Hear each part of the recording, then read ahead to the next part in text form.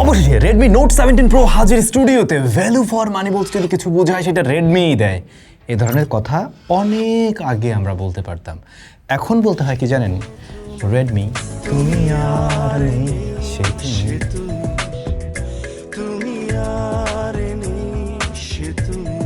এই অবস্থা হচ্ছে বর্তমান রেডমির নোট সিরিজের। বিশেষ করে লাস্ট কয়েকটা জেনারেশন ধরেই আপনারা অসন্তুষ্ট, বাট এবারে এসে অসন্তুষ্টর লেভেলটা আর লেভেলের মধ্যে নেই। ব্যাপারটা এমনই। ভিডিও শুরুতে একটা কথা বলি, এই ফোন যিনি কিনবেন এর মতো নির্বোধ মানুষ আপাতত নেই, আমার এটাই মনে হয়।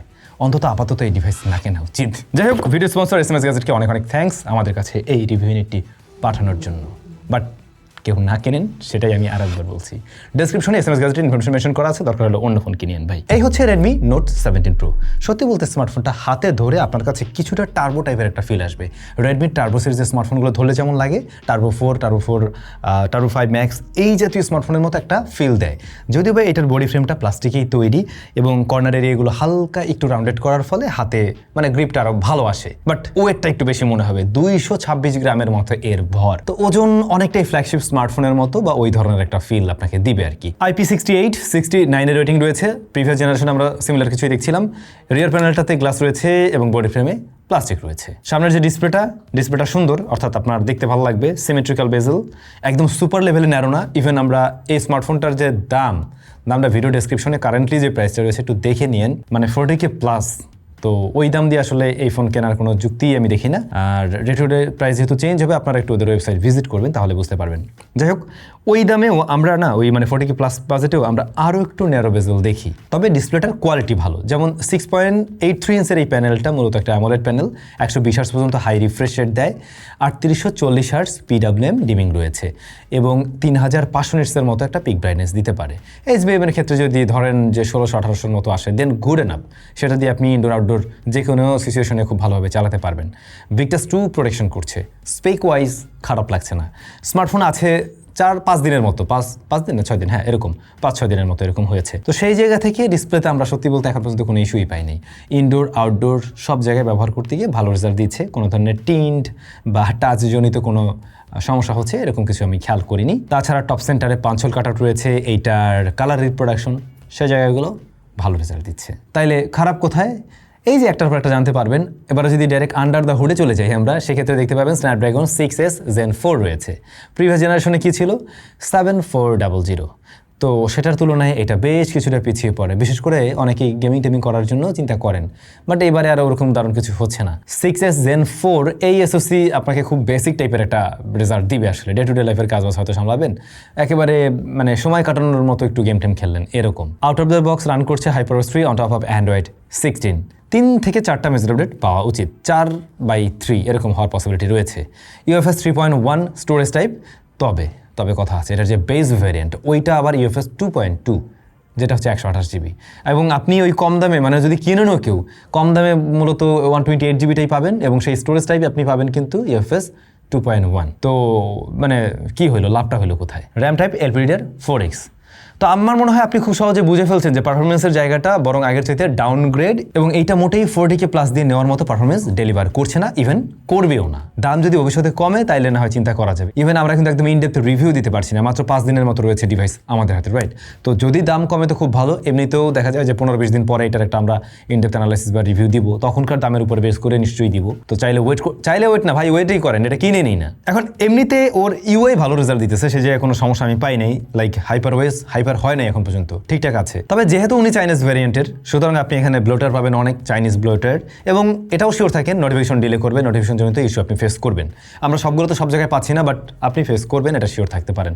কারণ শাওমির বা রেডমির এই জাতীয় ডিভাইস আমরা যেগুলো চাইনিজ ভ্যারিয়েন্ট ব্যবহার করেছি, প্রায় প্রত্যেকটাতেই নোটিফিকেশন ডিলের মতো ইস্যু আমরা পাচ্ছিলাম। সো এটার ক্ষেত্রে ওই ব্যাপারটা আপনি মাথায় রাখুন, সেটাই ভালো হবে। অ্যাপ ওপেন ক্লোজ টাইম মোটামুটি ফাস্ট, সে জায়গায় নিয়ে কোনো সমস্যা নেই। মাল্টিটাস্কিংও ভালো রেজাল্টই দেয়, অ্যাট এ টাইম বেশ কয়েকটা অ্যাপ্লিকেশন নিয়ে কাজ করা যাচ্ছে। গেমিংয়ের চিন্তা ভাবনা যদি থাকে না, মোটেই এটা ডেডিকেটেডলি গেমিংয়ের জন্য পারফেক্ট কোনো ডিল না। আপনি ওই চিন্তা বাদ দেন এবং ওই বাজেটে আপনি আরও বেটার ডিল পাবেন। আপনি যদি এটা চিন্তা করেন আমি মানে মোটামুটি রেগুলার পারফরমেন্সে সন্তুষ্ট, মাঝে মধ্যে আমি হালকা পাতলা 2-1টা গেমে ঢুকি এবং সেগুলো খুবই বেসিক টাইপের গেম, তাহলে আপনি অসন্তুষ্ট হবেন না, আদারওয়াইজ আপনি অসন্তুষ্টই হবেন। আচ্ছা, এরপর যদি একটু ক্যামেরাতে যাই, সেখানে আমরা দেখতে পাই 50 মেগাপিক্সেলের মেইন শুটার এবং সেকেন্ডারি আরও একটা শুটার আছে যেটা অক্সিলারি সেন্সর। হোয়াট, আলট্রাওয়াইড কই ভাই? অ্যাটলিস্ট একটা আলট্রাওয়াইড তো থাকবে, মানে এই প্রাইস সেগমেন্টে আপনি একটা আলট্রাওয়াইডও পাবেন না। টেলিফটোর মানে ও না হয় মারাই গেছে, তাহলে আলট্রাওয়াইড কই গেছে? আলট্রাওয়াইড তো আমরা এখনও 30K++ স্মার্টফোনে পাই, অনেক ফোনেই পাই, অফিসিয়াল ফোনেও পাই, তাহলে এটাতে নাই কেন? নাই, এই যে বর্তমান সিনারিও আপনারা জানেন, মানে কোম্পানিগুলো না পারতে মনে হয় ফোন বানাইতেছে এরকম। যদি একদম বন্ধ করে দিয়ে বসে থাকে তাহলে তো কোম্পানি চলবে না, বা হয়তো হারাই যাবে জিনিসটা, মানে ব্র্যান্ডটাই হারিয়ে যেতে বসতে পারে, এরকম একটা ব্যাপার। তো সেই জায়গায় ওরা বানাচ্ছে, কিন্তু যা বানাচ্ছে সেটা ওই দাম দিয়ে কেনার জন্য কোনোভাবেই যুক্তিতে আমি মিলাতে পারি না। সামনের ক্যামেরাটা 8 মেগাপিক্সেল, এটা দিয়ে কয়েকটা ছবি তুলছি, বেশ ক্রিস্প টাইপের ছবি দেয়। রেডমির কালার টোনটা সুন্দর, অনেকের কাছে ভালো লাগে। আপনাদের কাছে কেমন লাগছে জানাবেন। পোর্ট্রেট মোডে দেখলাম এজ ডিটেকশন ভালো, ইভেন পোর্ট্রেটে 2টা ফোকাল লেন্থ পাবেন, 26 and 52। আপনি 52 এর যে পোর্ট্রেটগুলো পাবেন সেগুলো দেখতে বেশ ভালো লাগে, এজ ডিটেকশন ভালো। তাছাড়া এটা ডিজিটালে জুম করলেও ততটা কিন্তু মানে ডিটেল লস করছে এমনটা মনে হয় না, বা সফট মনে হয় না যদি ভালো লাইটে তুলেন। আর ভিডিও রেকর্ড করবেন কিসে জানেন? সর্বোচ্চ 1080p 30 fps-এ। এরপরে কি মানে পিটাইতে মন চাইতেছেন আপনার? চাওয়া উচিত।